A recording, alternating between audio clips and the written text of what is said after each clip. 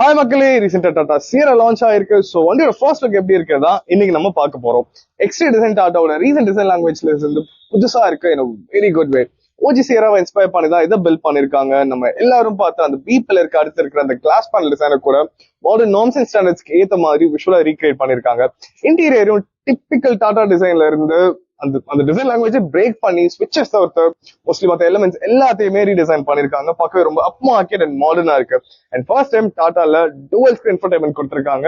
And அதோட instrument கிளஸ்டரும் same panel add பண்ணி ஒரு ட்ரிபிள் ஸ்கிரீன் லே அவுட் மாதிரி கொடுத்திருக்காங்க.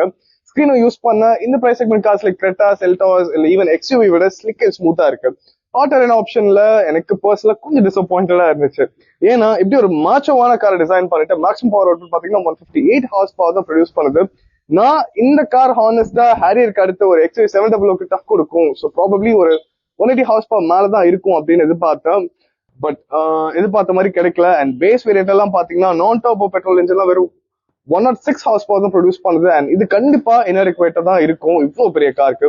நீங்க இந்த பவர் ஃபிகர்ஸ் இந்த காருக்கு ஜஸ்டிஃபைபிளா இல்லையான்னு கமெண்ட் பண்ணிட்டு போங்க. அண்ட் ஃபைனலி ஸ்டார்டிங் பிரைஸ் பாத்தீங்கன்னா 11.6 லேக்ஸ் எக்ஸ் ஷோரூம் கொடுத்திருக்காங்க. நல்ல பிரைசிங் தான். அண்ட் ஹை ட்ரிம்ஸ்லாம் அநேகமா ஒரு 26-27 லேக்ஸ் ஆன் ரோட் பிரைஸ் கிட்ட போகும். அண்ட் யா, ஸோ வீடியோ பிடிச்சிருந்தா லைக் அண்ட் சப்ஸ்கிரைப் பண்ணுங்க. Till then, this is Vish and you're watching Best Buy Assistant Tamil.